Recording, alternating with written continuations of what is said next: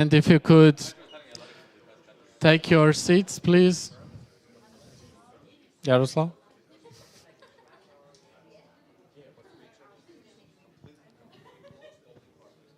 Oh, wow. This is interesting. Yaroslav, please. Hello, is everyone here or we are missing few people from the other part? Okay.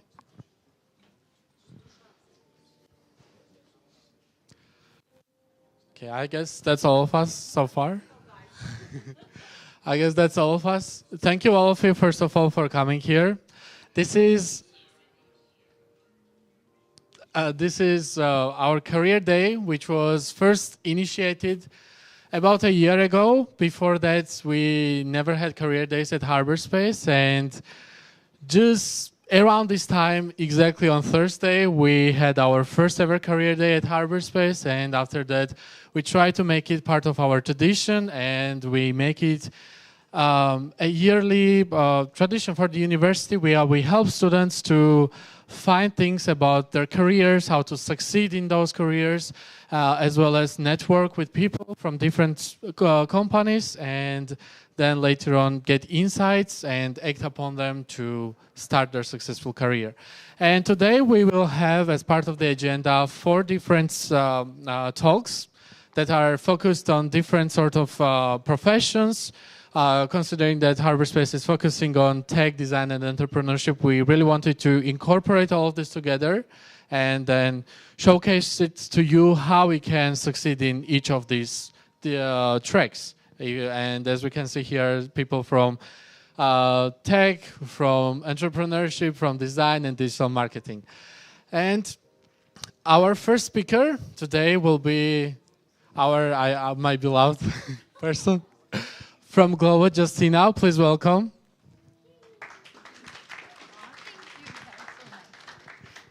Thank you. Yeah. Cool. Thank you so much. Wait, I will find my space maybe. So I'm super happy to be here and to actually meet all of you. I do want to apologize right away because I'm a little bit short with time, but I promised and I will deliver that whoever wants to come and visit Glovo after the 12th of December, you are more than welcome. Let's connect. Let's actually, make this happen. And you can even come to our office and work from there a little bit if you want to or study. Okay? So, and then I'll be able to answer questions a little bit better. The clicker here. So my name is Justina. I am a global project manager for talent team here at Glovo. And this is the agenda for today. I know we only have 20 minutes for presentation, then 10 minutes for Q&A. So I will also try to kind of be fast a little bit. And then in the end, give you a bit more time to ask me anything. Okay. So I joined Glovo 3.5 years ago, and I actually moved to Barcelona for this job. I started as a senior talent partner, and this is one of the things I also want to mention, that I'm not sure about many other companies, but in Glovo, we are responsible for our career. So a lot of the time when you think about career development or what's next, you kind of have to figure it out yourself a little bit. What does that mean? That means that, for example, when I joined as a talent partner or recruiter, I didn't really know where else could I go apart from becoming a team lead in my team. But then very quickly, I understood that, okay, project management is something I'm very passionate about. So then I reached out to people at Glovo, so not only from my department, but from, other departments, asked them to become my mentors, asked them to either have coffees with me or share, the information that they have or what helped them, to become a project manager. And then, of course, for 6 months, I was working very hard. I was raising my hands to every single project that I could to actually be a part of bigger impact projects at Glovo. And then eventually, I kind of created my own role. And why I'm saying this is because a lot of the time when you think about the first role in your career, or if you are thinking about your business as well, after speaking with quite a few of you, I see that you are very driven. So if you are joining a company, I think it also good to understand that it's not necessarily limiting, you know? So you can also have that entrepreneurial mindset and actually move to different departments. So, well, oh, okay. Yeah, so right now I'm focusing a lot on early careers, going to universities, so you will see a lot of that when it comes to my profile. But one thing as well I want to mention that, for example, here is our beloved, someone says, Oscar. This is our CEO. And what I really still like about Glovo, even though we are a part of a bigger company now, which I will tell you in a minute, we still have the same sort of non-hierarchical environment. It was very weird to explain this because you kind of have to feel it. But if I have an idea and I want to pitch it, I have a space to do that. Even when it comes to investment, for example, we have special like investment event for Glovo employees. So for example, you work for Glovo, but you want to open your own business, then you can pitch your business idea to Glovo employees. Okay, actually there's an event happening in December for that. So what is Glovo? Super quick. Do we know what is Glovo? Do we have an idea? Yeah? Okay. Last time we ordered Glovo? Yeah? When was that? When was last time? Nice. Okay, okay. So I'm super happy that you kind of know. But when I ask what is Glovo, what does come in your mind? Like, is it food or is it something food? Yeah? Okay, cool. So it's good that you know, like, of course, food is and restaurants is the main driver of Glovo. And in 2015, wait, the clicker, I'm trying to Bluetooth the clicker. Okay, here we go. So in 2015, when we signed the deal with exclusivity deal with McDonald's, it of course opened all of the doors for us because at the time the company was going through very rocky moments. So to the point when our CEO thought that maybe that's going to be the end. So that really helped, of course. The investment was huge, and yeah, then the technology, you know, we had money to actually invest in all of that. But Glovo, what we want to be known as is that we are a multi-category app. So it's not only food. So that's why we focus on tech. So the main idea is that we want you to go to Glovo and order, being able to order everything. Okay, so right now, for example, retail, supermarkets, pharmacy, you know, gifts and shops. Like, of course, you can order all of that. And there's this. This is the core and the main sort of start of Glovo. This anything bubble, and that is courier service. So, for example, if you forgot your keys at your friend's house, we want you to have this space where you can go and say, "Hey, go from point A and deliver me something to point B." You know, so when we think about our competitors, what do you think would be the main competitor for Glovo? Uber Eats, okay. Any other guesses? DHL, any other guesses? Bolt, okay. I'm looking at you because I think you said a word. No? No? Okay. So Amazon is actually one of the biggest competitors. So Uber Eats, yes, fair. But we, again, maybe Uber is more associated with taxis, right? No, there's Uber and there are Uber Eats, right? But when we think about Glovo, we think about that one go-to place where you can order everything. And that is in our values as well and in the mission. So a lot of people also think that we are quite small. We are humble, so we do think that we are small, but we actually are in 23 countries. And right now we have 4,500 employees. So, and that's excluding couriers. That's just people that work in the offices around the world. You can see on the map that we are in very interesting areas as well. For example, you know, we are in Kazakhstan, Kyrgyzstan, We are in African countries. Of course, Spain is number one when it comes to being the biggest, right? It's a Barcelonian company, makes sense. Then there's Italy and Portugal. But for example, Poland and even Ukraine, we are very successful and big, important, let's say, market player there as well. Okay. And this is our vision. So we want to give everyone easy access to anything in their city. How we do that is by, of course, the tech that we create. So I wanted to ask you, this is from 2022, so keep in mind the context of what happened in 2022. We do this Glovo Delivered every year. Actually, one is coming out as we speak right now. So if you follow Life at Glovo later on Instagram, you will see that they're in stories. Like we do this wrap up every year of what happened that year. But bearing in mind that this is 2022, what do you think were the most consumed cuisines worldwide? Let's take some quick ping pong guesses. Okay, interesting. Yeah, okay. Anyone else? Sorry?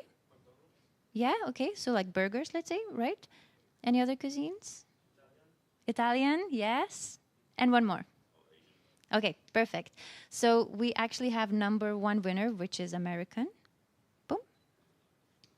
Okay. So it's American, Italian, Asian. So you pretty much got everything apart from liquor. But this is a very interesting one because that was the year when that was a good year for the retail. That's for sure. Okay. And then, so 2022, what was the huge increase in orders? In what sort of market or department? Yeah, maybe department. What do you think was an increase in 2022? Shop? Yeah. Well, yes, you're straight to the point. Yes, you're very, very right. Like online supermarkets, they were blooming. And we also had another one, which is 120% increase in the numbers of another department. I'm hinting here, maybe. Yeah, 2022, people staying home. Shops, I heard music shops. Yes, you're right. Yes, it was retail and non-food. Yes, you're very, very right. Okay, and this is just a super quick slide. So a lot of people also maybe are not aware of that Glovo. We have a huge sustainability team, and that is very important to us because we understand the impact that we have on the world. So in certain countries, unfortunately, we cannot really control how people are delivering, the goods. For example, if they are using cars, we cannot go and, Kazakhstan and say, hey, use bikes now. There are certain like limitations. But when it comes to the social impact, we have the huge team that is always, making sure that we are in line with all of the regulations and that we have that in the core of what we do. So, for example, we delivered 8 million social meals, and we are right now undergoing a huge project with the food waste. So, yeah. So, okay. And the day, what's the day? What do you think is the busiest day? It still remains the same. Friday? Yes, it's Sunday. Yes. Okay, we're liking this quiz, no? Okay. And then what are some weirdest things that Glovo delivered? What do you think? Because there is a button that says anything, so you can basically deliver anything. As long as it fits in our backpacks, we can deliver. Animal, okay, yeah? Baby? Okay, no, but okay. Anything else? No? Right, just because I'm a bit short with time, like, let's go. Because the clicker. Thanks. So, actually, it was dried insects for anaconda in Georgia. Then we have, yeah, yes. Then we have 732 tea bags in Poland. That was extremely weird. Some divorce papers, unfortunately, and then, yeah, some adult toys. So yeah, okay, cool. Very briefly, I'll talk about life at Glovo, but as I said, I'm more than happy to expand on that over a coffee with all of you. We can arrange that. But what is important, yeah, so this is what we are promising to our employees, and this is what we are delivering. So the ride of your life, we know that we are not maybe naive, but for the period of time that you are at Glovo, we really want to make sure that you get the mentoring, that you're learning, that you get the opportunities, you know, even for the investment parts. So that part of the job, and the way I see it as well, is more like a hub. Okay, like Glovo not only opened the doors for my 9 to 5, and it's not really a 9 to 5. That's what I wanted to say, because it can be very, very intense at peaks. And the only constant is change. That's what I say to absolutely everyone. So if you are expecting something that is very calm, settling, 9 to 5, where you go, you know what you need to do, and then you go home, unfortunately, that's not the environment. Or fortunately, because then you learn a lot. So there are a lot of people who, for instance, become general managers and stuff like that. But of course, that comes with a lot of hard work. These are the values. Every company has them. For us, maybe the one that I would like to explain a little bit more is the high bar.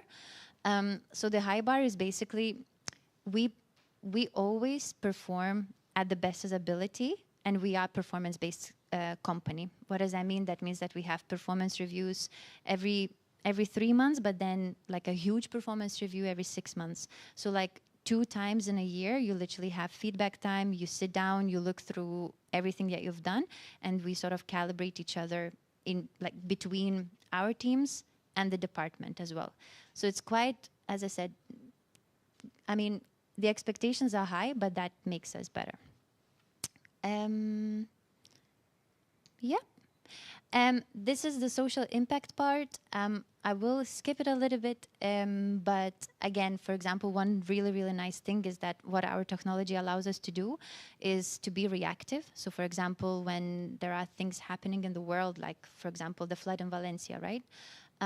We were able to create a bubble right away on our screens, pretty much the same day, for people to donate. And last time I checked, that was a month ago. When I checked it with the team, they said that we donated over 1 million just by that bubble. So yeah, that's what really nice, what our technology can actually do.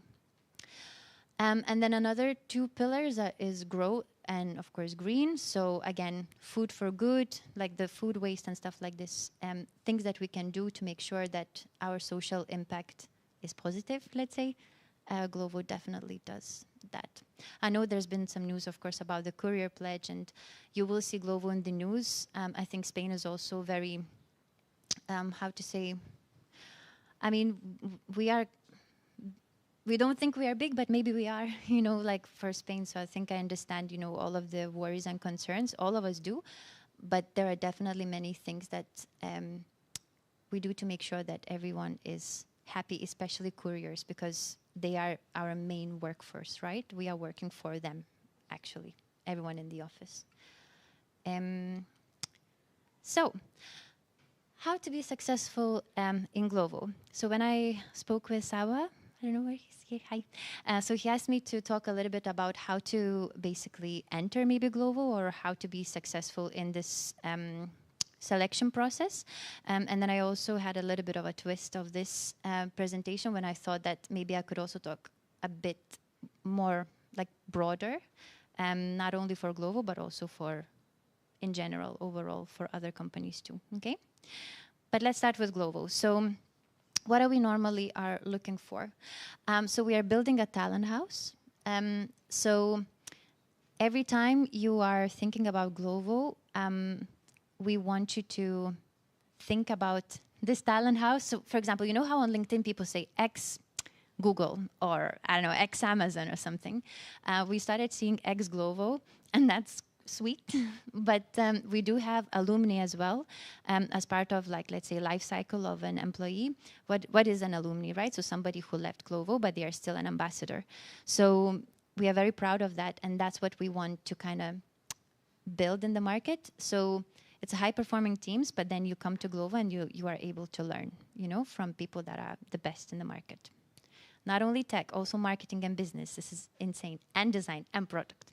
So we have non-vanilla culture. That means that it's true that we have like a feedback culture. So you, as a part of Glovo, you should be fine to accept the feedback.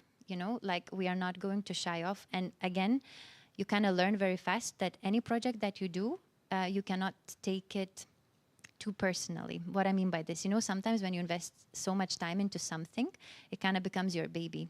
So I think very quickly in companies like Glovo, that the pace is super fast, you learn to have that Glovo or business first mindset. So you go like, okay, I've put a lot of time into something, but maybe that feature, for example, or the tech language that we are using, right, doesn't no longer make sense. Maybe it's not scalable anymore. So then you have to be able to adapt and then learn something new and then move forward. Okay. This is the recipe of what we are actually looking for when it comes to the culture. I can share these slides actually with you later, so I'm not going to go through every single point, but that basically sums up everything that I've said. Okay. And then when it comes to skills required for, let's say, early careers candidate or a junior profile, I did put some tech here, but overall, this is what we're looking for. So like mental agility, entrepreneurial mindset, that is a huge one for Glovo. Then again, you have to be very data driven. So even in my job, like I am in people department, I speak with stakeholders, like I speak actually with the CEO sometimes or the VPs of departments. So I cannot just base my, let's say, success of the feeling, right? So there's a lot of data everywhere, but there's also a lot of context. So it's good, but I mean, these, for example, SQL, being proficient with, the Google Sheets, for example, that's definitely a must. And then the tech stack, there's also a tech stack website, I think. Yeah, there's a tech stack website that I can share with you with like the whole tech that is there. But Java is our language, main language, and then Vue.js for frontend. Cool. And more importantly, maybe a bit of a more generic thing. Yes, perfect.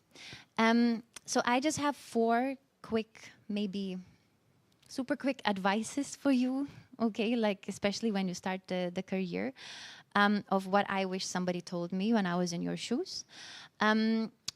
So there are some things that all of us kind of feel that I don't want to do this. So I would just say, please do it. Like even if you have like a second right now, like even right now, I don't mind. Take your phones and then just create that LinkedIn profile. Like it takes 5 minutes max. You do have experience. That's what I wanted to say. Like you are working on projects. There are definitely things that you can put on LinkedIn, and you don't have to like fake it or I don't know. Just be there, because for recruiters, for talent partners, this is for most of the companies, especially in tech, is the only job board that we are using. So for example, if you even go on Indeed and try to find a job on Google, like it might not even be there, it might not appear. So for you to even put your name out there, you have to be on LinkedIn. Then again, being active, but not necessarily in posting. If you don't feel like it, if it's not your driver, to post on LinkedIn. For example, for me, I know it's part of my job, but I still feel a little bit sometimes, cringy doing it, but I have to, and it's fine. You learn, on the go, but this gives you an opportunity for you to see what's happening in the company. So just be an observer, and also match your CV with LinkedIn profile. There is an option where you can actually just download your profile on LinkedIn. I don't necessarily recommend you to do that, but as talent partners, when we don't have CVs for candidates, that's what we do. We just download your LinkedIn, and that's how we know, that's how we have your data, let's say, or, your information on the system. But yeah, this is a good one, because make sure that they match. Because a lot of time people just put something on LinkedIn that does not match on CV, and that's a big red flag. Okay. And then, as I said, of course, share your stories, projects you're working on. Yes, it's true that we receive, we receive many applications, but once we are interested in a profile, or once we've met, for example, I would like to know like a bit more about you. Most of the times I wouldn't have time to go through everything or to talk with every each of you for an hour, but like on LinkedIn, at least you are active, at least you keep popping up, and the next time we have an early, let's say, careers role, I would be like, okay, I remember that Saba wants to be like a digital marketing director or something like this, right? Okay, and reach out. This is a good one. So I am not big on quotes, but this one I really like. It's actually from Steve Jobs, but I really liked it because it was in one interview when he said like, it's insane to see how much people are willing to help you if you just ask. And LinkedIn is one of those platforms. I actually reached out to someone from Klarna. Do you know this company? Yeah. And I asked her to be my mentor. She's a group product manager, and we had mentorship for 3 months. It was insane. I just sent her a message, followed up again, followed up the third time, and then she was like, actually, yeah, I have time. It's insane. I just ask. And don't be afraid to follow up, okay? Then I'm saying about the company's culture. So LinkedIn is also really good to understand that. I put become a mini spy and just embrace it because you also need to know that the company is good for for your development. That this is, I always say that interview is a blind date, and then once you go through the process, it's a little bit of a relationship happening, and then at the end there's a marriage contract. So you really have to think about what is the company that you want to be a part of. Your identity most of the time will also have to match the company's identity, and so yeah, don't just think. Do the research basically. That's what I'm saying. Also reach out to people. Speak with people from company, try to find a mentor from the company. It is possible. It might take you some no's, but there's going to be one yes that will turn everything around. And Glassdoor. So this section, I kind of call it like a Chinese whispers. If you know that, like what Chinese whispers is like basically, there's this game when you say something to someone in the air and then they have to repeat it to another person, and then basically it really is different from the first person to the last one. So what Glassdoor, take it with a pinch of salt, because normally people go and leave their comments when they are super mega unhappy or they're extremely happy. So there's no middle there, right? But it's really, really good if you go into the interviewer section on Glassdoor. So I would recommend you to go there and see, like, for example, when you're preparing for an interview, definitely go and check, like, what is it that, other people are asking during those interviews. It will help you prepare, or it will help you at least to maybe even identify some interviewers that you might have an interview with, okay? And the third one, get referred. Every single tech company have a referral scheme as a part of employee bonus. So again, you reach out to someone on LinkedIn, you get someone to mentor you or at least speak to you, they can refer you, So that's, again, that pushes your CV at the top of the funnel. So we, for example, it's a rule. If somebody referred you, we have to speak with you, unless it's definite mismatch or unless the role is closed, okay? So that's a very good one, I think, personally. Thank you. And this is another one. So some, especially students or people are asking me, but, I cannot apply for this role because I need to write a cover letter or motivational letter, or, it's going to take me ages. Again, once you do your research with the company, once you see how fast they move, you will understand if the cover letter is important or not. It's a little bit of maybe a stereotype, so I'm sorry, I'm not saying that all of the maybe banking companies are like this, but for example, for the banks or more like conservative type of companies, cover letter is mega important. So don't even try to, it's normally even required field in the application process. But for example, for Glovo, Not always. If it's like not always. I would probably I can probably even say like, yeah, definitely not always. Unless it's a very specific role where this field would be required. But honestly, from 3.5 years, I know only one role where hiring manager really wanted that. Why I'm saying this is because you can spend all of this time writing a cover letter where it's better to actually make sure that your CV matches the job description. This is important part. And that your LinkedIn matches your CV. These are the 3 steps, you know? So, of course, you know, we all know ChatGPT and stuff like that. Use it, it's fine. Like, another maybe thing that I want to say to you, that all of the CVs are checked by a person. Like, I do know a couple of companies from UK that have this, how to say, system that checks CVs instead of a recruiter. But the tech hub here in Spain and here in Barcelona, for sure, like they for sure don't have that. I can guarantee you. You know, everyone is checking, like all of the talent partners are going through CVs. So what does that mean? That means that it's also can be a human error, but if you make sure that your title and what you say on CV matches what we are looking for, we will call you. Okay? Cool. And that's it. I think this is the last slide. So there's, as I mentioned, Life at Glovo on Instagram. We are very, very active there. It's not only about like the offices, but it's also about the projects that we are working on. So feel free to join and to check our careers website. If there are any positions that you're interested in, we do have internships happening right now. And of course, we will have it later too. Just reach out to me on LinkedIn, and then we can match you with a role, okay? But please ping me many times. This week is a bit crazy, but after 12th of December is going to be way calmer, so yeah. Do we have time? Just one question. Yeah, that's it. One quick question. Oh, one last no, quick it's question, okay, because it's Justin okay. is No, also let's in a allow hurry. like at least 2-3 questions. It's fine. Yeah. Yeah. I will run. I will Okay. fly. No questions, or are you shy?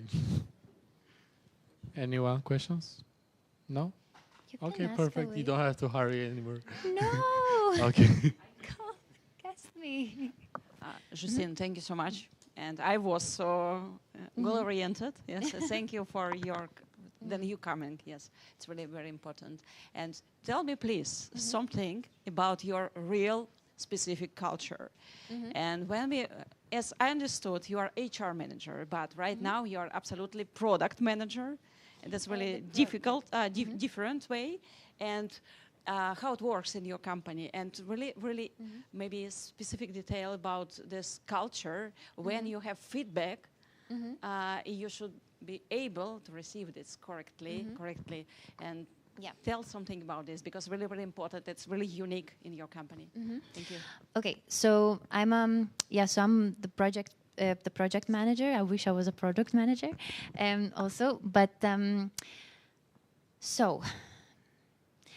we always have these, as I said, feedback cycles. And we actually have trainings of how to accept that, how to say it. Every performance review, we have a structure as well, which is very important, right? Because like if you just come in with the feeling, it's not okay. So there, as a part of a training, they always say that once you are delivering feedback, you don't necessarily need to follow this sandwich method. I don't know if you want to Google it. Like it's like you say a good thing, you say a bad thing, and then you finish with a good one. Yes, but whatever. I mean, we all do good things, and we all do something. You know, nobody's ever perfect. But one of the things that really stands out to me when they do this feedback training, they say like, okay, what is your intention? So you really have to think about, okay, why am I saying this? Like, do I want this person to become better? You know, so that is very important. So, and then what happens is like we have a platform where we actually request feedback. So let's say I'm finishing this project, and then I'm sending a survey, for example, because every project, like, how do you measure your success, right? So instead of doing that, like I would ask them to, okay, let's put it on the platform and tell me like what could tell me what I'm good at, what culture values like I actually represented in the given scenario. So everything has to be based on examples, right? And then, okay, what can I be better at? So these are the three questions. But when it comes to culture, I think one of the like very maybe I don't know if it's different, but like very maybe unique thing about the culture is that it's definitely very fast but very caring. So you have a lot of people who, for example, in the peaks of the moment, for example, right now is the peak of the year, like they work super hard. You see them in the office, like they sometimes look a bit stressed, but then you bump into someone who looks stressed and you go like, you okay? And you go like, yes, I'm fine. And then you hug it out and then you go on. It's like, I don't know. And then as well, we are rewarded. For example, we have insane culture days, you know, and parties. So there's a balance. But yeah. And yeah. Anyone else? Do you have another question? One question. Yeah, there's one more Okay. question. Yeah. So I have a quick question about, I know that you have your recent graduates program, which usually helps people kind of jet set into a particular role. What opportunities does that provide, and how is that different from an internship? Okay, so the graduates program that we are piloting right now, it's an 18 months program. So there are like 3 rotations, 6 months. There are 5 people who got selected to the program. So they started in September. So there's 6 months in marketing, 6 months in quick commerce, and then 6 months in international. But they rotate, so like they don't do it at the same time. And then after those 6 months, they have an opportunity, again, based on feedback, to become either the analyst or assistant general managers or business analyst. It's literally everything that finishes with analyst. Data analyst, business analyst, you know, strategic analyst, for example, working in a strategy team. So yeah, so right now we are piloting this. We will be focusing on early careers next year. I'm not sure if we will do the same program again, but we will focus on bringing more people, because more people from early careers. What does that mean? That we would have more junior profiles in our strategy and career websites. Because this particular program is not necessarily that scalable what we want this to be, if that makes sense. You know, because right now, for example, we could accommodate 5, but we want like more people to come and then become the, you know, we would rather promote maybe as well. So yeah, so right now it's still in the pilot, but it's been going well. Like we got the first 6 months happening. Everyone is passing their probation. Everyone's passing their performance reviews. So that's really, really good so far. Really, really great. Yeah. Cool. Anything else? Okay. Thank you. Thank you very much. Thank you. Yay. Thank you so much. Thank you. Thank you once again. Thank you for coming. Okay, now let's move on to another. Okay, this is not me. This is not my name, by the way. Let's move on to another speaker who will guide us through tech career, how to succeed as a computer scientist, and how to start a corporate career. Mr. Michal, who's a senior software engineer at Oracle, and is also part of our faculty. Yeah, please welcome. Hello. Oh, okay. Which button? It's this one. This one. Okay. Okay. So I'm Mikhail Nikiforov. I'm senior software engineer and technical team lead in Oracle NetSuite here in Barcelona. I'm originally from Moscow, but I'm already 15 years here in Spain and 6 years in Oracle. So,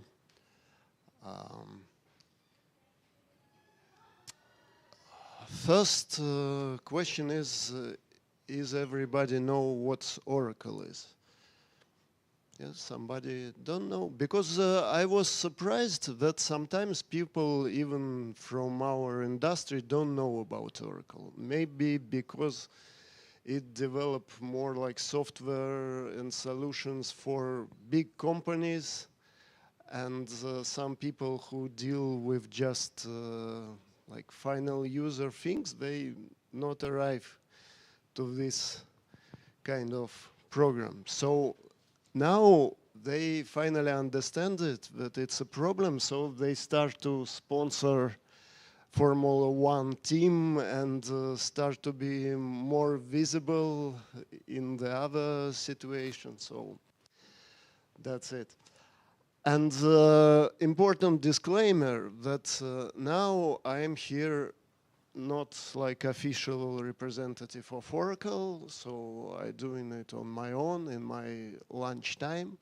So that's, you see how we start to enter in the big corporation world. Yeah, so it's a lot of things which are like you should do by the rules. Yeah. So and also I'm working in Oracle NetSuite. NetSuite, it's okay. It's kind of ERP in the cloud. So it's everything for the business in the cloud. So it's mostly for small or medium-sized business. And okay, it's one company have everything in the cloud. So it's accessible from any browser, and they can do all their accounting and the other stuff there. So here we have development office here, I think here in this level. And some guys already who attend my course last year, we have one day visit to the office, was very interesting, I think, for everybody. But when you invite me, here I was thinking, okay, what can I say interesting after all to the people? Because if you look at me, I'm like very average person. Like, okay, software engineer in Oracle, it's not bad, but it's not something excited. Like now when you, in 2 clicks on YouTube, you can find really big expert in everything, which will explain you the things. But then I think that maybe after all, most of us are average people, because that's the definition of average after all. So maybe there are some outliers here who will came on top in some years, but now you are between us, between average people. So it's sometimes worth to listen such people. And the other point is that when something is published on YouTube and millions of people look at this, it's became a commonplace thing. So everybody know it, and it's not give you so much advantage. So like somebody published best answers to the recruiter questions. So recruiters start to listen the same answer from every person, so they will change questions. So when you came, maybe it's too late to learn this rule. So sometimes it's also interesting to listen to people who are the same like you, but maybe have more experience because of their age or something like that. So, okay. When I start to prepare this presentation, first, in some moment I realized that I'm writing a book already about big companies, because yeah, it's after all interesting subject and I have some experience. But then I realized, okay, I should make it shorter, just basic things. Maybe I will lose some logic and connection, but also in my experience, our life not have so much logic and connection after all. So things can happen absolutely randomly and unexpectedly. So just some hints, some ideas, okay, about working in big corporation. Okay, I've been working also in small, in non-government organization, in European Union agency, but okay, last year 6 years Oracle, before 1 year Banco Sabadell, which is also big company. So, okay, I have some experience and I will try to share it.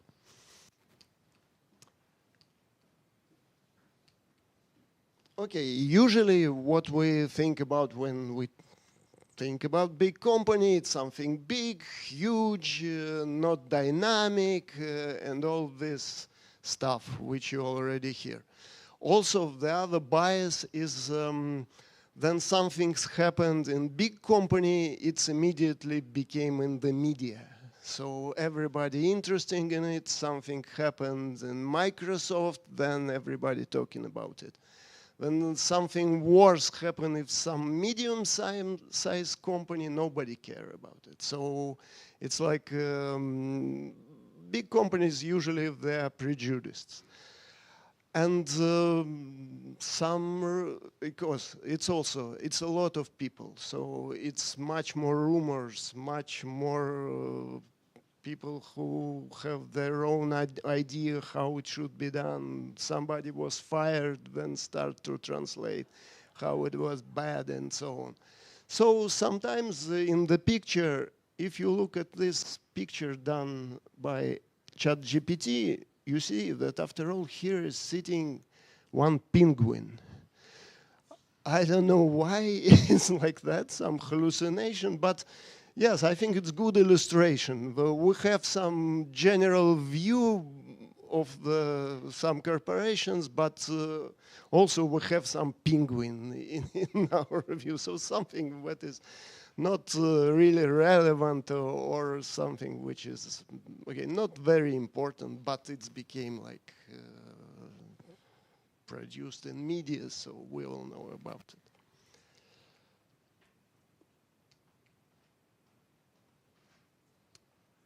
Okay, so as a database engineer, I looking at the thing very structural, I try to do it. So I find 5 stages of your relation with big corporation. So first you should know about it somehow. Yeah? So second, you should apply, they should hire you. Then onboarding, people usually forget about importance of this period when you just arrive, and this is sensitive period. I will say a few words later. Then you will enjoy working there, and then in some moment you should leave it. Dead or alive, or everything will happen one day. But anyway, it's important period, and you should also think about it. So, of course, it can be applied to anything, to startup or some other, but I will talk about it like from the point of view of big corporation. So awareness, it's one of advantage of the big corporation, that you should not Google what Google is. Yeah, so you already know what is it, you have some idea. They also looking for you because usually, like you already hear, they have some departments which scan universities, they propose some programs and so on. So that's one of advantage of big company, because it's relatively easy to find it, and it's more information and so on. But as I say from the beginning, there's no rules. It's in my case, for example, how it's happened, it was beer and pizza which bring me to Oracle. Because some companies organize here in Barcelona, in many other places, like events where the companies came and invite potential candidates. You can join, and it's like not really formal talks, like you talk like 5 companies, for example, Glovo use it also. So you talk with them 5 minutes, and then you have some beer and pizza, and you talk between other candidates. So it's like a good social event. So I went there, and I was not thinking that I not even was seriously looking for a job. But okay, beer and pizza, it's all the time good. So we talked with the guys from Oracle, and we like each other.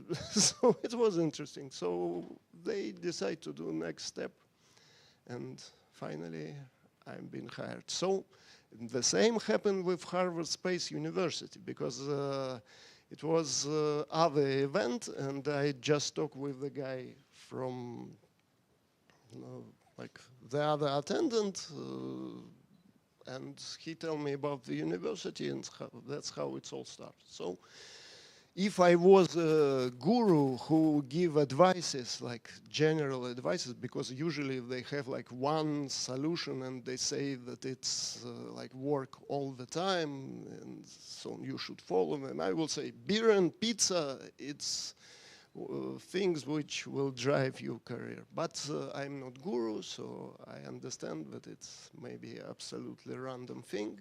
But yeah, if you not move, nothing's happen. Yeah, that's, I think, the main conclusion from this story. Okay, from the application, you already heard very good advices, so I will try to pass this fast. So again, no rules, anything can be. Usually it takes time. With big corporation, it's normal that it take months. If they not say no in the beginning, if they kind of interesting in you, then it can be like many interviews waiting between them, because they, of course, they have other candidates. So it happens for me that I already forget, like after 4 months, the company which I talk, and they ask me, are you still available? We stop in this moment, but now, okay, guys, I already find another job, and so that's, you should expect it. The other thing, it's big corporates, they are, yeah, they more like static than, for example, startup. But they also have good moments when it's a good moment to enter. It's, for example, they open new project, they open new office, they do something new, and they start massively hire. It's a good moment for many reasons, because they are in hurry. First, it's not like somebody left the place, they can wait half a year while they find new one, but the process go faster, and then you will came to the more dynamic situation where you can like move more demonstrate your abilities, like startup inside a big thing. So that can be useful. The other thing, you should remember that it's two-way street. It's not they buying you in a shop. It's you choosing where you will go or not. Because it's sometimes I feel like with recruiters that they are looking at you like a subject that they take in the shop. But piece of cheese cannot say no, but you can. And they should feel it, that you are not like looking for them from down, but you on the same level. It's not good also to put like superiority, demonstrate idiots, and I'm okay. That's will not help. But to build the trust between you and the recruiter, I think important to feel, after all, that you all the time can say no. And these skills can be trained. So try to take more interviews, even if you don't need it now. Find some company which provide like a shitty condition and apply. They will definitely will start to talk with you, you will talk with them, and then in the end you say, okay guys, it's okay, I'm not for me. Okay, so like that, next time when you really want some job, you will feel easy, you will be ready. It's like other communication skill, it can be trained, and you should do it you cannot learn it theoretically. Then the last thing was take it easy. Because if they say no, it's not mean that you bad. It's mean you just not fit the place, or they find somebody else, or they already know that they will take somebody else from the company, but they must put this thing on the network and so on. So take it easy, not feel that you lose something. It's just an episode.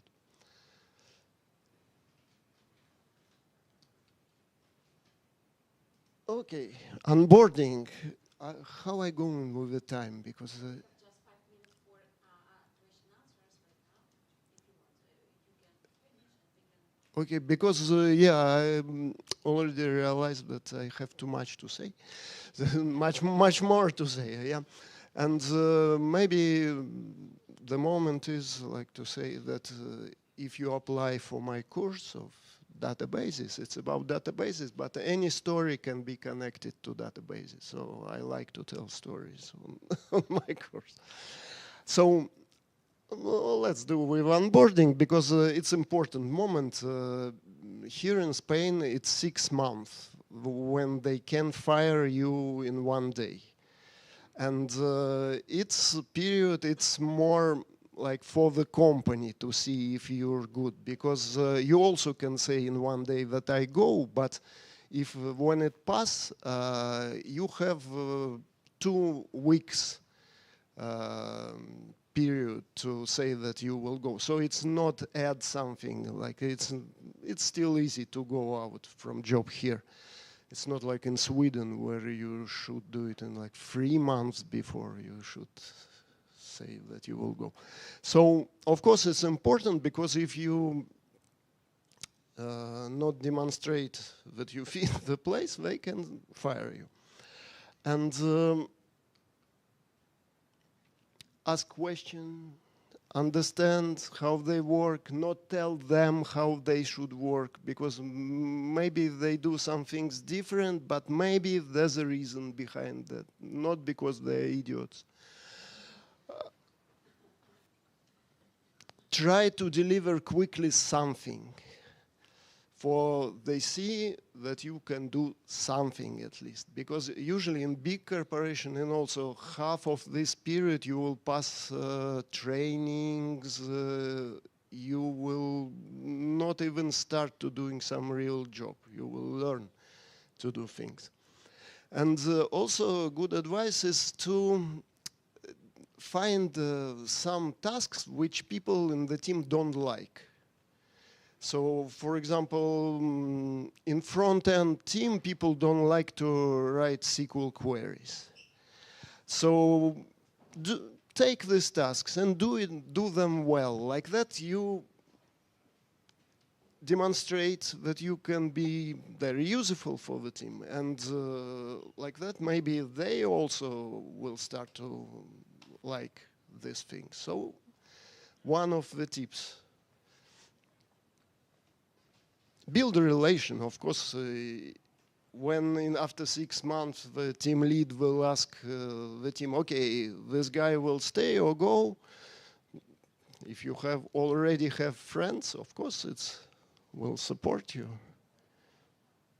And don't be idiot, because the only reason, after all, to be fired in this period, which I see, it was when people really do stupid things, like say to the boss that he's an idiot, for example. Okay, maybe, yeah, literally, it's not like... Next day, the guy, we drink beer with him to say goodbye. So okay, control yourself at least 6 months. Then it will be much harder to fire you, so, okay. Or if you decide that if this place it's not for you, just go without a scandal, because you don't know what's happening in future, whom you meet, or what will be.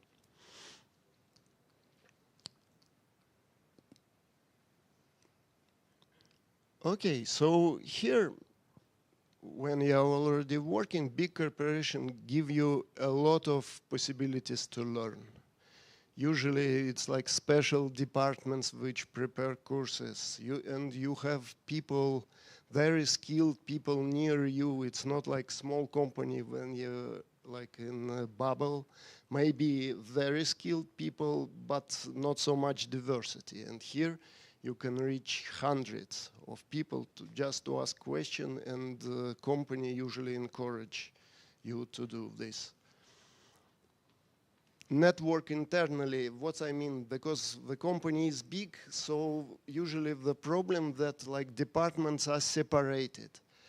And if you have these skills or desire to contact people from different places, it's very valuable for the company, because they also feel the lack of connection, and they all the time encourage people like to mess up with the others.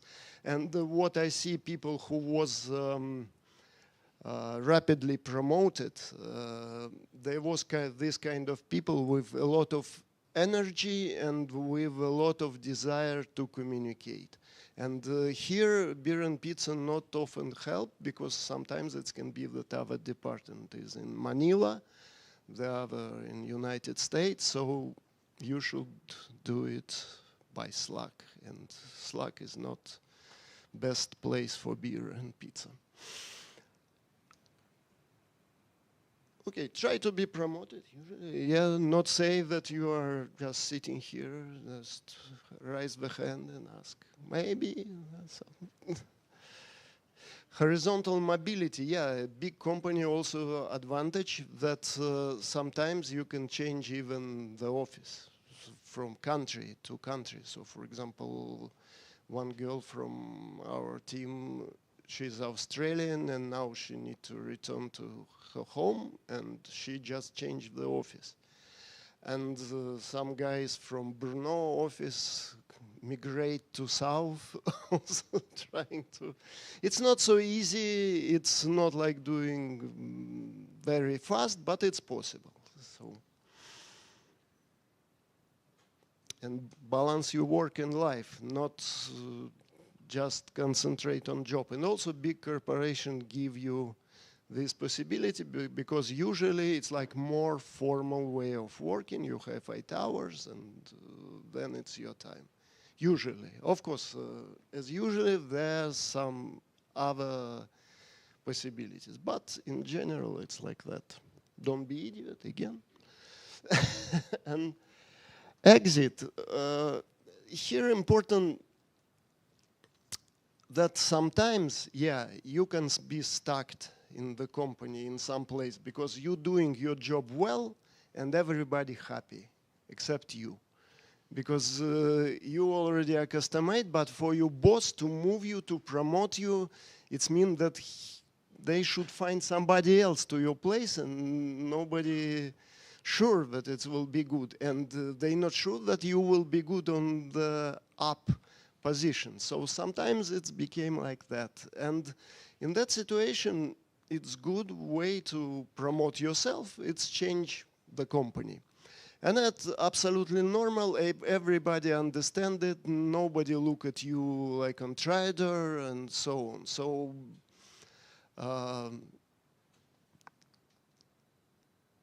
so still maintain relationships, not go out with scandal. And maybe in some moment you will get back. I see some people who go after 2 years, they appear, and then they appear on the upper position usually because they like do this maneuver. Okay, so questions?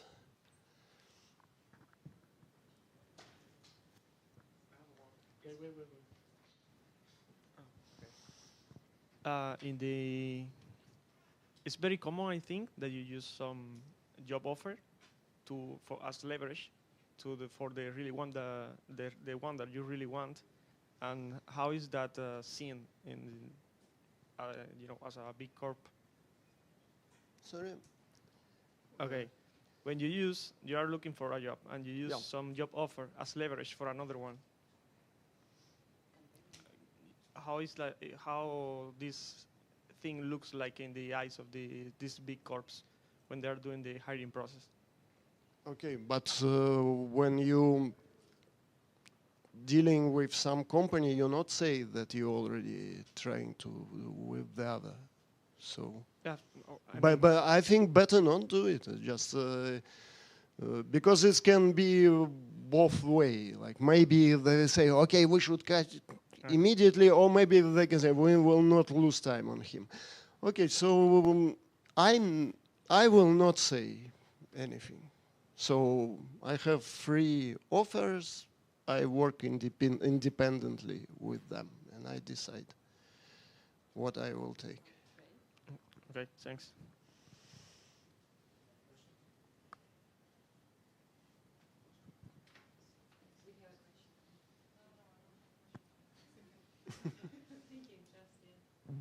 Oh, there was one more slide. Sorry.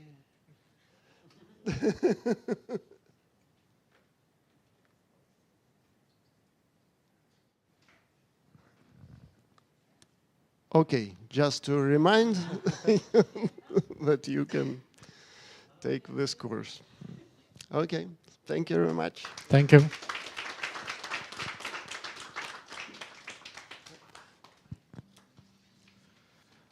Okay, now it's time for more like business side and entrepreneurship, and I think this one will be very insightful and important for all of us since we are all based in Spain right now, and most of us want to open our businesses, open our startups here, and it's good to have an insider insight of how it feels like to start from zero, and grow to bigger scales. Because right now, Sergi, who's the co-founder and the chief financial officer of Staria, and also our alumni, is currently raising 2 million for his startup. So I think it would be very insightful to learn about how things work in Spain, in Catalonia, in Barcelona, and what is the startup ecosystem like here. So please welcome Sergi.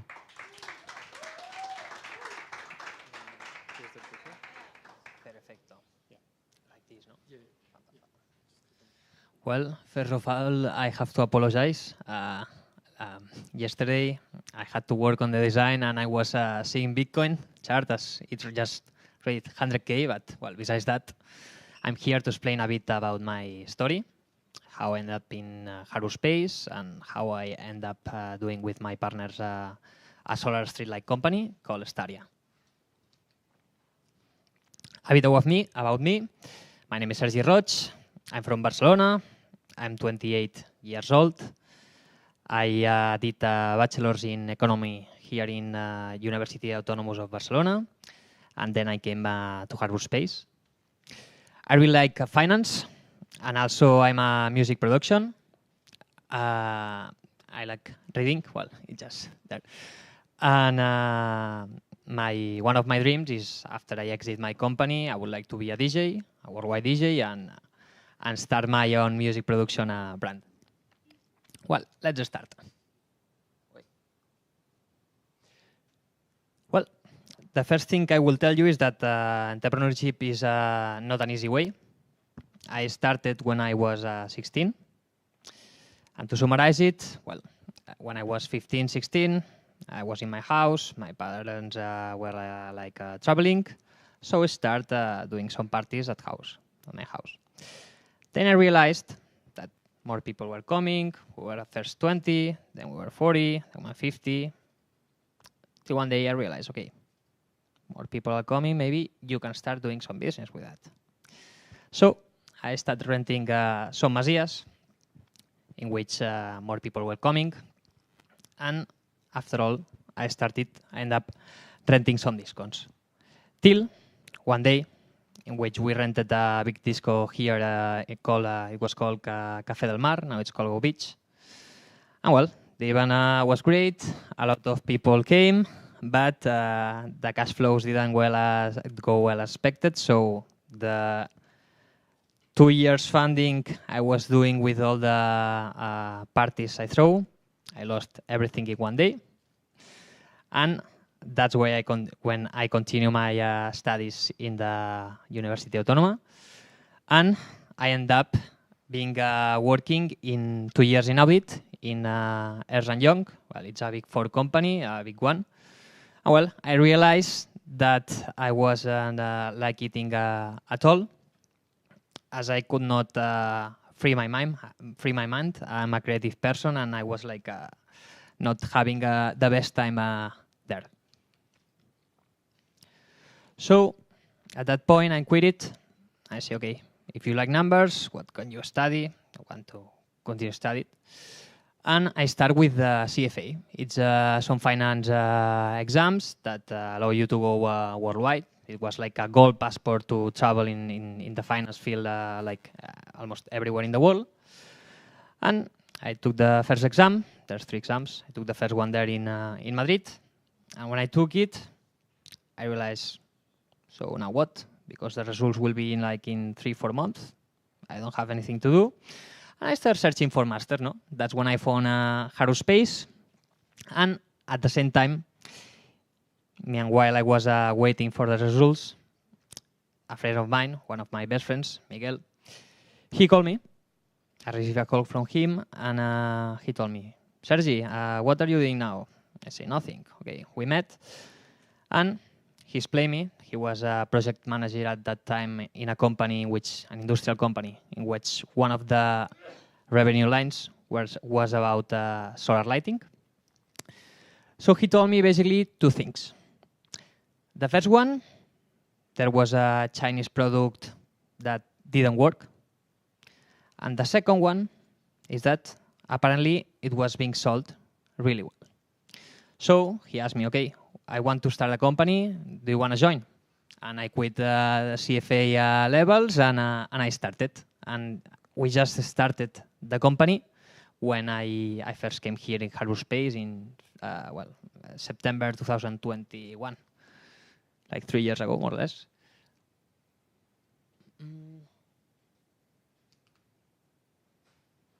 Sorry about that.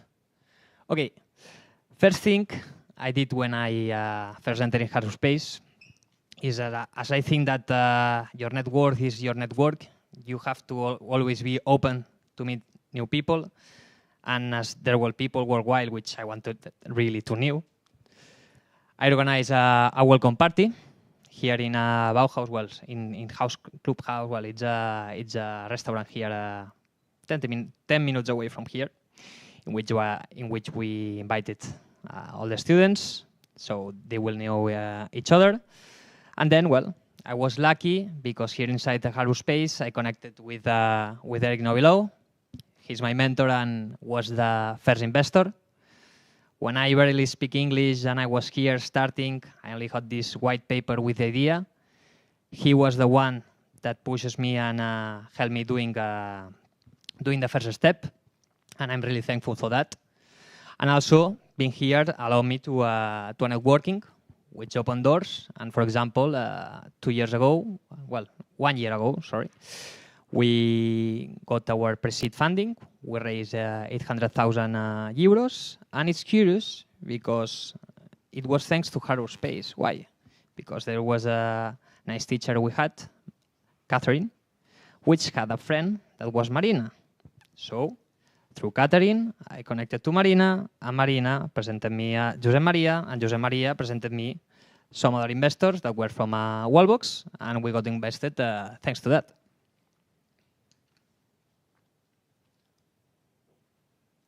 Well, the university journey, I was super happy to be here. Why? Because when I was in the Universitat Autónoma, the teachers that were there like were doing just theoretical stuff. They were not just a lot into business. I was a boarder. I didn't even come to class. I just study for the exam, and that's it, no? But here in Harbour.Space, with 3 weeks intensive modules, no, and I think like the big teachers that we have, I was able to really be happy coming to class for the first time after 25 years. Well, it was 3 years ago. So I learned how to develop critical thinking and just not learn how to think vertical but horizontal, which that's a very important thing when you're in a startup. I ignite the class with enthusiasm. You can see me here like very with a very concentration thing, and well, with some friends from Harbour.Space, which I have in my heart. If I have to talk about one of the most important things in a startup, I think it's the team. No? Basically, you develop a relationship as if it was your girlfriend or your boyfriend, no? I really value trust, loyalty, and complementarity. No? You can be good with numbers, but if you're not good with sales, your chair will fall. No? So the more people, skilled people with different things that you don't have are in the team, the easier it will get you to go up. No? I think that team is everything or almost everything. And for example, we are doing solar streetlights, but we can even be doing like some other stuff. I mean, the core project is solar street lighting, but with these people, I mean, we can do almost everything, as we are super complementary. I'm an economist, Miguel is an industrial engineer, Eric is a mechanical engineer, and Gerard is our salesman. The startup journey. That's that's the first thing. It's more or less like a relationship. The first 6 months are the best one. There's no problem. You're just discussing which color of the Tesla you will have. We were discussing, no, I will have the black, you will have the white, no. But then reality hits in. Numbers don't kick as you expect, and that's when you have to adapt to a challenge, no? I put here a video. You cannot see that, but for example, at the time we didn't even have money to put our luminary in a pole. So we have this luminary above a trash van.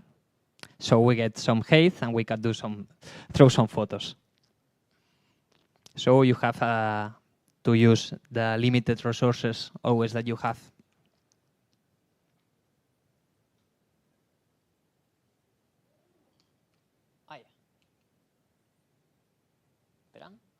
Can we see the video or not? No. Wait. Go ahead. Thank you. It doesn't play, no? Well, you can see that. That's the reality. Here, there's a trash bin here. We're like this. Well, just of the funny things about being in a startup. Then, well, about my personal life during the first 2 years, it wasn't super nice. I went from having a stability in Ernst & Young to being just living with my savings. I did a plan for living 2 years. I was lucky that I can live with my mom, but I just was able to spend 200 euros per month. So there's a lot of things I could not do, no, at that time. My recommendation there is that you have to always focus in the daily progress, like step by step. I think that you can almost get everything you want in life with consistency, and the intensity is the motivation that you get first.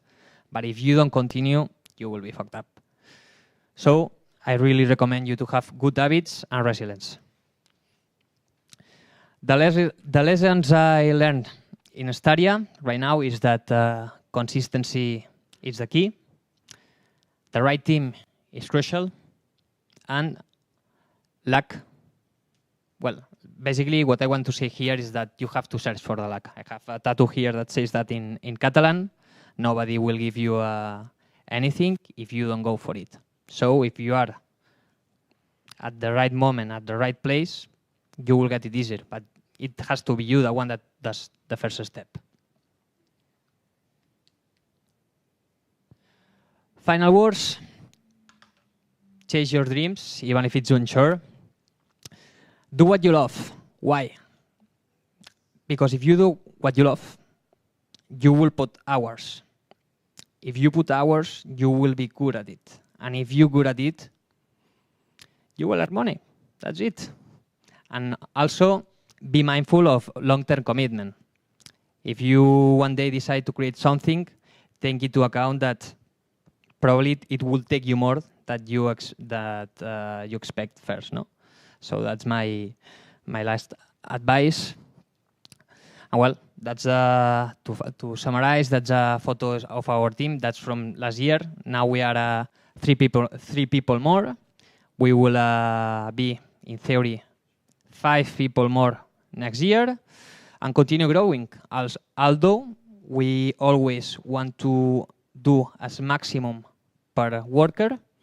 As I'm the CFO, I'm a rat in terms of money, so everyone has to do a lot of things with well, it has to. Everyone has to have a lot of hats there. And well, I think that's it. That's a bit about my life, how I ended up here, and thank you for listening to me.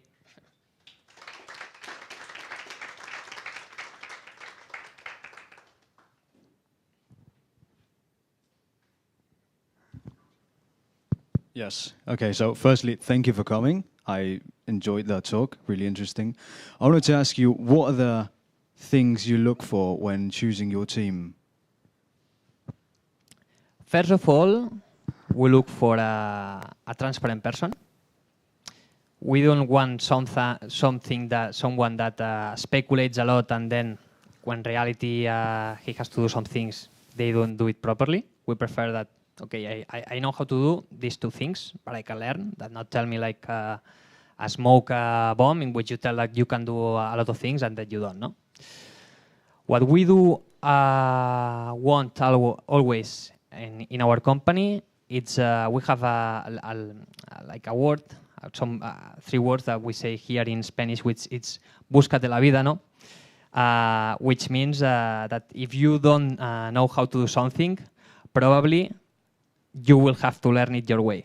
Maybe you have to ask your friend, your girlfriend, your dog, whatever. But there's some things that you will have to be your own guide, no? And finally, enthusiasm. I mean, if you are in a startup, you have to be an enthusiastic person normally. And also, an important thing, you have to be able to live with uncertainty. Because it's a thing that until you, I don't know, maybe till the exit, you will be with uncertainty in your life. Cool. Thank you. You're welcome.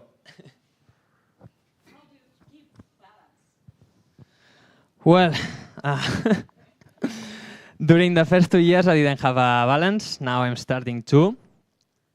The day has 24 hours, so you have to take into account that your time is limited. I always try to wake up very soon. So the soon you wake up, the more things you will do, no? Because after 10, 11, normally you can be awake, but you will not be very productive, no? It's better to be awake at 6 and do the important stuff as early as you can. And sports, of course. I mean, Miguel, our CEO, he's the Spain arm wrestling champion. That's the thing that we always do in Stadia. All of us really like sports. Calisthenics, gym, tennis, whatever. Like we really love sports, and I think that it's an important thing to take into account always when you want to work at least in Stadia, no.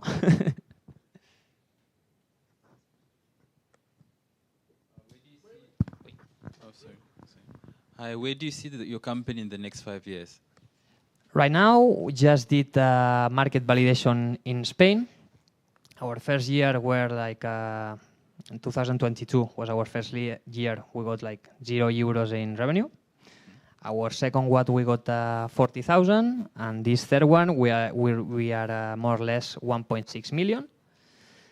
Next step is once we just close here our market validation, we want to expand our business international. We are starting now with our first sales in South America, and then our objective is to start growing there, and then go to Africa. Why? Because South America and Africa, they have a lot of territory, and if you're here in Spain, for example, you see a lot of lights that are LED lights, no? First, it appears the sodium lights. Then in 2010, sodium moved to LED. That's why a lot of solar companies in 2011 were made, no? But if you go to these places, you see that it's not that you go from sodium to LED to solar. When you go to those places, you go from nothing to solar. So that's a big savings, and that's why we are going to focus our main targets there. Thank you. You're welcome. Hombre, Sergi. Hombre, Sergi. So I have a question. As you said, the first year you didn't have any revenue. How did you sustain the business during that year? And how big was the team the first year? The first year, we were like just Eric, Gerard, Miguel, and me. We sustained it as we can. Our warehouse was my house. Our call center too. We did some meetings here in Harbour.Space also when we need it. And first year was just like keep going, like without seeing results, but eventually, no, it's what Eric Novillo told me, like hard work eventually pays off. It can take you a day, a month, or a year, but it will eventually. We had a lot of faith, I think. But I will not do it again if I have to repeat. Thank you. Gracias. I have a question. Oh, wow, that was loud. I know these people. Where do you work now? Now we have a little small factory here in, 15 minutes away from Barcelona. And our big production fabric, big production, it's 600 square meter. But we had 30 square meters before, so it's a big change for us. It's in Sevilla. And now we will end up moving everything during next year here in Barcelona. Well, around, because Barcelona, it's not the best place to have an industrial factory. Okay, thank you. You're welcome. Hi, Sergi. It was great talk. Thanks for sharing your stories. I think there's a lot of students at Harbour.Space, they want to start startups, but they're quite afraid to actually starting it. Even for me, same situation. So I thought that it would be good to have a big tech companies experience first. Maybe I should apply for that and having experience in a tech company for 3 to 4 years, and then I can have some sort of good knowledge to start my own business. What do you think about it? Should I just start a startup, or should I have a experience in the big tech company first, and then I can apply that knowledge for it? So which comes first? I think it's a really good question. In my personal case, for example, I can translate it a bit into my studies. No, I just finished economics and start working. Why? Because I see it can happen that you finish your bachelor's and then you decide to go directly for the master's. But then, when you're doing the master's, you realize that you don't like it at all. No? So, what I recommend you is to work first a bit, then get some knowledge, some experience, and of course, there's some geniuses. No, we can see a lot of geniuses that drop winning cases that they dropped university and they have a billion euros companies. No, but that's not that's not the average thing. No. There's Steve Jobs. Yes. Exactly. Those are the outliers. No, but for the average people in the startup field, I would tell you that first you have to get a bit of experience, know yourself for sure, because if you don't know yourself, you don't know how hard it will be. So first of all, have some mental stability, have some experience, and then there's people that go alone. In my case, I lack of a lot of things, so I decided to go with a team, and I think that it's the best thing I ever did. Thank you. You're welcome. Steve Jobs. Thank you. Any more questions?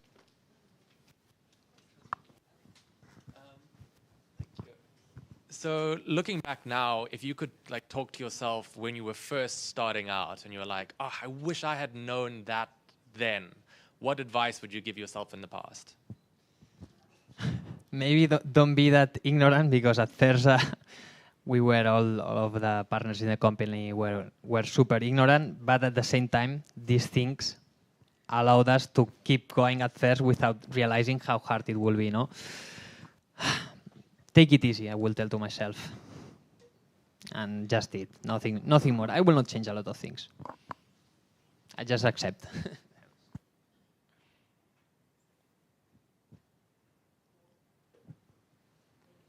Thank you very much. Thank you. Oh, thank you for listening.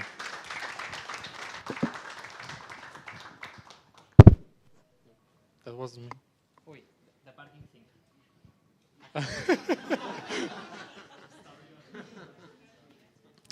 Okay, now, as David mentioned, asked a great question about what to do first. And if you're also thinking that you want to start your, I don't know, corporate career at first, meaning to get a job, I think this next talk is going to be very insightful to understand how to actually stand out and how to make sure that the recruiters and HR of your HR officers will actually see potential in you and recruit you. And so now please welcome Mr. David, who's the project manager at Sakura. Okay. It's okay. Oh, this one. Yes. Thank you for the intro. Yeah, great to be with you guys. I'm last one, so hopefully you're not too tired yet. I'll try to keep this straightforward and actionable for you guys. So before we jump in, let me just tell you quickly about myself and why I am qualified to share some tips on this particular topic. So I'm senior product manager right now at Sakura, which is a buy now, pay later company. And prior to this, I was head of product at another fintech here in Barcelona called ID Finance. And the way I was able to get these two jobs has everything to do with what I want to share with you guys today. Because I'm from El Salvador, actually, Central America. And for a long time, I was trying to relocate to Spain with my family. And I was able to do this because I landed this great job with a full relocation package for myself and my family. But this was not luck. Just like a lot of the speakers are talking about today, the processes are long. It takes hard work, because I actually spent about 12 months applying to a bunch of jobs with 0 results because I had no strategy. But during this time, I did learn, and I started researching and refining my approach to how I applied to jobs through LinkedIn, and more importantly, how I networked through LinkedIn. This was the difference from going to a lot of failed applications, rejection emails without even getting to talk to a recruiter, to consistently getting interviews and even have recruiters reach out to me for opportunities. And these are the learnings I want to share with you today. My goal is for you to walk out today with at least 3 things you can do differently starting today to radically improve how you use LinkedIn for job searching. All right? So, to start, anybody want to take a guess at how many registered users LinkedIn has worldwide? 400 million? 50 million? Too low. Starts with a B. It's 1 billion registered users worldwide. 18 million of those, roughly, in Spain. So, granted, active users is a bit harder to get that data, but you can imagine there's a lot of people searching for jobs on this platform, right? You want to take a guess at how many job applications get submitted through LinkedIn on a daily basis? How many? Too many to count? Yeah. How about per minute? How many job applications per minute get submitted on this platform? 9K per minute. Again, It will vary per country, per job categories, especially in the tech space. There's a lot of demand, you can imagine. So you get the picture here. The point is there's a lot of people going for the same jobs you guys are interested in. So you cannot afford to be lazy in your job search strategy. You're not doing yourself any favors if you're just blindly applying to jobs with no particular strategy in mind, no particular reasoning to why you want to apply to this particular company instead of another one, right? So it's definitely mind-blowing stats when I found this data point. So what are the common mistakes you want to avoid when you're doing the job search? Oh, sorry, before we jump into that, I just wanted to clarify what roles, majors we have represented here so I can tailor some of the examples. So we have marketing, product management. What is it? Okay. Do we have any developers, software engineers? Yeah, represented here as well. All right. So whatever the field it is, if you are going to the job boards and just applying left and right to all the jobs you find there, and you're using the exact same resume for all these jobs, then very likely you're getting a lot of these emails. Thank you so much for applying.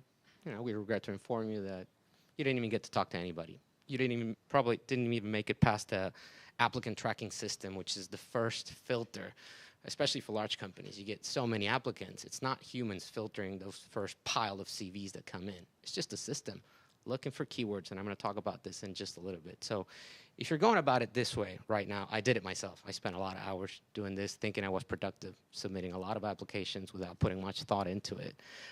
You're falling into a trap there. It's not great, especially now LinkedIn has this easy apply button. Has anybody seen it? If it's easy for you, it's easy for 1,000 other people as well, right?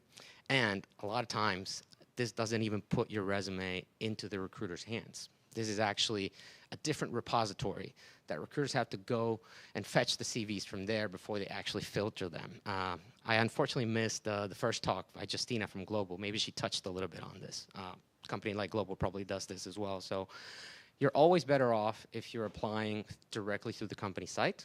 Don't rely on the easy apply button because, again, it's a false productivity trap. You can easily put in 20, 25 applications a day and you think you're on good track, but it's really not, especially if you are, again, using the exact same resume on all the applications. So the way to stand out, I'm going to talk to you guys some tips on how you actually stand out when you apply.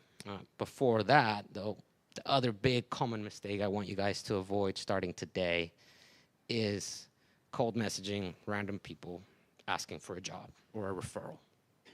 Hey, David, I'm a student at Harbor. Any jobs open at Sakura? If you're messaging Mikael, he doesn't even know who you are. What are the odds he's going to take the time to respond to that message, right? Or this is like bad salespeople. They do this all the time. They'll send a connection invite like, hey, I noticed we're both passionate about fintech. Let's connect. And then 30 seconds after you accept the invite, boom, you get a copy-paste message like, we're a company offering this service. We thought Sakura could do this. You're going to get a lot of rolling eyes. You're not going to get many responses if you're going about it this way.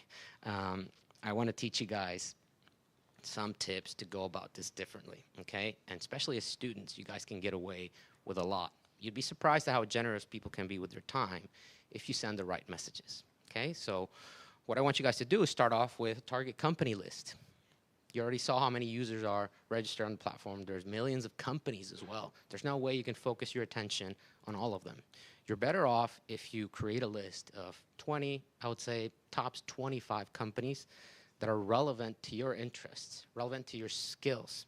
So you have a better answer when they ask you, and they will ask you, why do you want to work here? Because I need money. I want a job, right?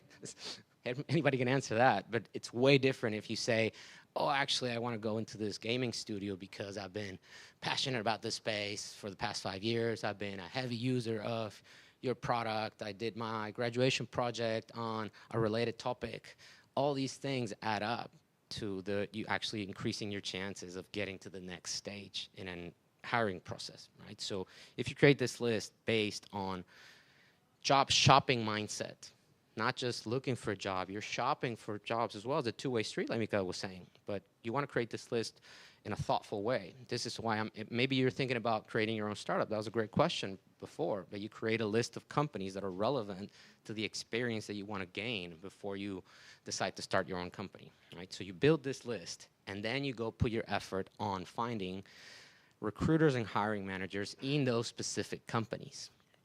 When I say hiring manager, be aware, I'm not talking about HR manager or somebody who has an actual title, hiring manager. This means this is the person who's in a position to hire the type of role that you're interested in. So this can be a CTO in a startup. This can be a tech lead at Oracle. This can be a product manager or product director, depending on the type of role. This is the kind of people you want to be engaging with. And how do you go about doing that? There's two very simple but very powerful ways you can start doing that today. One is there a clicker? Yeah, great. Engage with their content. What I mean by this is go look at what they're posting. If they're content creators, this makes it even easier. You can post thoughtful questions and comments on whatever they're posting. I'm not talking just a thumbs up, don't put a rocket emoji on the comments that doesn't add any value. I'm talking like actual questions to what they're posting.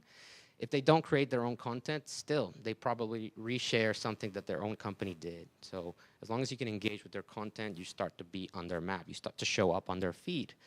And then you can start sending some actual crafted messages to them. No, hey, David, you don't know who I am, but do you have any jobs for me? It's more like, hey, Mikhail, I thought, I listened to your talk yesterday at the event at Harbour.Space. Hey, you know what? We did a research project in my class that relates to the work that you're doing. I thought you might find this interesting. Here's the link. Or, hey, again, as students, you guys can get away with so much. I wish I was in college now knowing this, because I would send questions to so many people. Just very simple questions like, hey, I'm thinking about taking this course or this one. Which one do you think is more relevant for an aspiring product manager in the fintech space? I'll be happy to answer that for you if you send me that message. Or if you're a software engineer, like, hey, I'm thinking about specializing in this programming language versus this one. Which one do you think is more relevant? People will actually answer to that.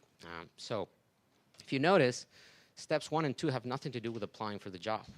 You're focused on building relationships. That's what this is about. Then, when the time comes to actually apply for a job, first of all, tailor your CV, please. Do not use the exact same one for every job. A growth product manager role at Glovo is very different to a platform product manager at a payment solution company. The foundations might be the same, that can be relevant, but the most important skills and experience for those two jobs are very different. So when you're submitting your CV, just go look at the job description. Look at the keywords that they're looking for. I'm not saying you should lie on your CV. Don't put things in there that you don't have. I'm saying it matters a ton if you can highlight the relevant skills and experience, because again, probably you're getting filtered by a system first. The system's going to go scan for those keywords. If they don't find it, you're out. You didn't even get to talk to anyone. If your resume actually gets in front of a human, that human's going to spend about 10 seconds reading through it, looking for those same keywords. If they don't find them, that's it. They move on to the next one. But if they do find it, then your chances are, all right, they're going to move this person. This is interesting to talk to. They're going to get you into a screening call. And this is where step 4 comes in, is relevant. You submit your application, and then you message those people that you've been engaging with in step 2. Because guess what? You're no longer a random person. You're actually a familiar face that's been commenting on my posts, that's been asking me questions. So when you come to me and you say, hey, David, I just submitted my resume to that product designer role at Sakura. Could you get me in touch with the recruiter or the hiring manager? I'll be happy to do that as well, because I already know you. You add value to our relationship. You're not just making requests to me. You're actually somebody I know that I'm happy to get you moving in that process. So your chances are exponentially better if you're doing this, and think of this as a virtuous cycle. You're rinsing and repeat. Your interests might change along the years. Your target company list can evolve, but you're always building these relationships this way. So applying and messaging the recruiters and the hiring managers this way, it's much better, and your chances of actually getting an interview will be much better. But even if you don't get the job, step 5, I always recommend this. Always send follow-up and thank you notes after interviews. This sounds a bit cliche. It sounds, you can find online contradictory opinions on whether you should do this or not. I find it really valuable if you do it, again, in a thoughtful way. It's not just, hey, thanks for the interview, I hope I get it.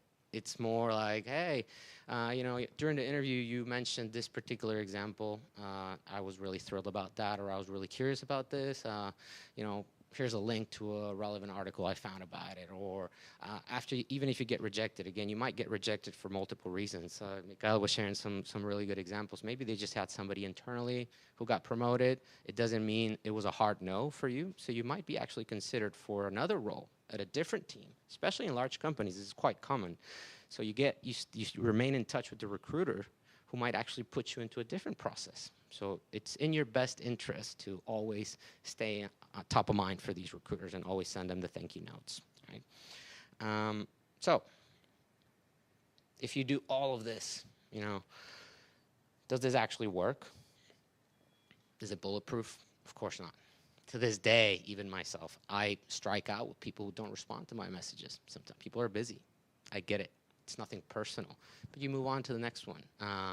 And bear in mind that the tips I'm sharing right now are all about getting your foot in the door, getting actual interviews. To get a job offer, you actually need to perform in the interviews. That's a different skill set. It's a whole entire course we can actually teach, and we can consider this because interviewing skills for specific jobs also can vary, but there's a lot of things you can build the right foundations for, and you can have repetition as the main skill set builder for interviews. But assuming you actually do get them, I want to share some real life examples just to show you that I actually live by the advice that I'm sharing and that it does yield some results if you're consistent on it. So my current role at Sakura, I got it 3 months ago. I didn't have to apply actually for it. So I had interviewed previously earlier this year for a different role at the company that got frozen because of an internal restructure. But I actually sent those thank you notes to the interviewers asking to remain in touch. I engaged with their content on LinkedIn. So when the time came to apply for this particular role, I messaged the hiring manager directly. This was his response. Hey, of course I remember you. Great that you're interested in this role. Go ahead. Let's put you into the interview loops. And then I got the job. And my job at ID Finance, the one that allowed me to relocate. Oh, look, familiar face from ID Finance here now. Similar thing. I engaged first with the previous country manager in Mexico, because I watched him participate in a webinar on LinkedIn. And I sent some thoughtful questions about his presentation, then remained in touch with him. Eventually, I told him about my interest moving to Spain, and he was able to just point me in the right direction when there was a job opening for Spain. So it's just building and connecting again, and being active on the platform eventually can get recruiters reaching out to you. These is a screenshot of just recent messages on my inbox. Not all the roles are relevant. Sometimes the salary band is just way lower than your expectation, but that's fine. But you're building relationships with recruiters who, by the way, recruiters also switch companies. But you build a relationship with the person. That recruiter might go to a different company in the future, and they can help you get into a different process there. So the key here is also tailoring your LinkedIn profile to the types of jobs that you're trying to get. Because when recruiters are looking for people, remember how many millions and millions of people are on the platform. If you have the right keywords in your headline, in your biography on LinkedIn, you increase your chances of actually getting found by these recruiters, okay? So today, I really want you to walk out of here thinking it's actually feasible to build relationships with people, because you want to target, again, 20, 25 companies max. And you can start doing that today. Create your list, find the right people, and then start engaging with their content, start sending thoughtful messages. And you'll see in time your results, or your success rate of applying versus actually getting interviews can be much higher. Okay? Happy to answer questions now. Yep. Do you think it's worth to have paid account on LinkedIn? So the This is a great question. It depends, I would say, on what your goals are on the platform. As a job seeker, particularly if I was a student, I don't recall now if there's a student discount. I think there is. But I would say you can get away with the free account and still get some good results. do the free monthly trial for sure and take advantage of that one. You can do that every 6 months, I believe, reactivate a free monthly trial. But I would say, depending on your goal, it can be, yeah, of course, LinkedIn is a product as well. They're trying to maximize their revenue through the paid subscriptions, and they do put a lot of limits on the number of messages that you can send if you have the free account. The number of connection requests you can send is also limited on the free account. So again, if you're thoughtful, you're focusing on 20 companies, you're probably okay with the limit. If you're trying to reach hundreds and hundreds, then you're going to reach that limit pretty quickly. But yeah, it's a great question. Any other? Yeah. Yes. So it was really amazing talk. I love that because I get so many rejections like 1 month ago. Definitely felt that during the process. I have 2 questions, I think. Yeah. So first one, after this, can you check, like for speed dating, can you check my LinkedIn profile and analyze if it's good enough to, and second, sure. Thank you. Second, and how many keywords should I how many keywords should I put it for customized CV for specific companies? Like, is it like 1 or 2 keywords enough, or what kind of phrase should I put it in the resume? Go for it. Yeah, it's a great question, and I don't think there's a written in stone formula for it. It will depend, especially on more junior positions. Will probably have less keywords and less particular skills that are like hard, stoppers for that role. The more you move up into more senior roles, there might be more. One thing I would say there is, yeah, definitely hit 2 or 3 that you see in the job description. Okay. The job description is like great map for if they've been written well. There can be some poor job descriptions, and that tells you a little bit about the company as well. If the description is just so vague, you don't know what the scope of the role is. But normally, you can find a lot of good hints of what are those 2 or 3 things that should not be missing from your resume. Yeah. Okay. Thank you.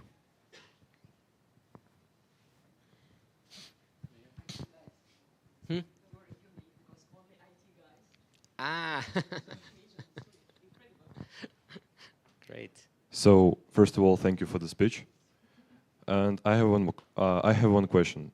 So you recommended to build the relationships with the hiring manager by asking some thoughtful questions, like putting comments, also these follow-up notes after the interviews. And my question is, don't the hiring managers think that you do this intentionally, like to attract attention, to pretend that you're actually interested, but like something like this, no? Yes, then I would say you can come across as not genuine if you're doing this with, if it feels like too forced. Like you're just, obviously you want a job, that's fine. I can understand that as a hiring manager. I know you want a job or you need the job, but there's usually nuances to how you do that. If I can detect that you have absolutely no previous comments on, my posts or my content, and out of the blue you show up commenting a post from 3 months ago because there's a job opening today, then I can catch on to that. Yeah. Yes. So, but if you've been doing it over time, then it does come across as genuine. But I think that's more of a sincerity approach on the timing on how you do it. Then you can get caught in that situation where just very clearly you're doing this because you read about this tip or you heard about this tip, so you're commenting my 6-month-old post, Yeah, that makes sense. Thank you. So thank you for the speech. It was pretty interesting for those who never touched the sphere of searching the job and LinkedIn. But again, it's about reaching out to recruiters and other people from the company. How do you even select them? So definitely it's not the first person that pop-ups when you search the company name. And it's definitely not everybody who works there. So like, you need to understand the correct person, and how can I understand it from just LinkedIn search? Yeah, that is a great question. And there's more advanced searches you can do, and you can happily dive into that in a different session. But if you go for large companies, if you're thinking, yeah, there's thousands of employees, there's a bunch of recruiters there, you can go through the job opening. Normally, they'll put the person who's in charge of that particular role there. If it's not there, then it helps if you've been building some relationship with somebody on the product team, for example, because then you can ask them, who's the recruiter in charge of this particular position that I'm interested in? They'll point you in the right direction. So it can be a bit of hit and miss at the beginning, but you're targeting the specific team or department that you're interested in, right? So go for the tech leads, go for the engineering director if you're in software engineering. But if it's about a particular position that has no person posted then you're better off just going to ask, because it's going to be hard. Although I will say, if you search, for example, on the search bar on LinkedIn, if you go product manager, Globo, hiring, then on the results, you can filter by posts as well, and you can see who posted about the position, because normally the hiring manager will forward this post. They'll say, hey, I'm looking for somebody on my team, or they will say, hey, you know, Juanita is hiring, go look at this role, and they'll tag the person, so you can find them there. Right.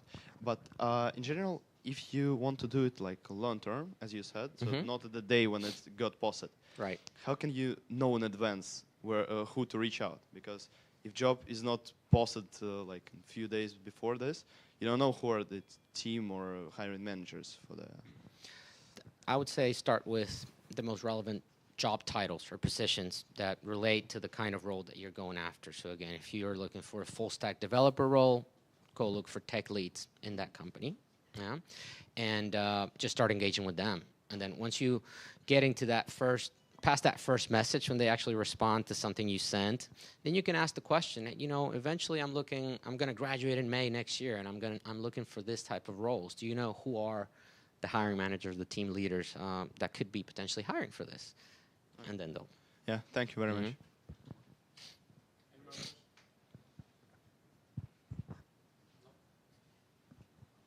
Oh, sure. All right. Ah, okay. Another one here. Yeah, the front.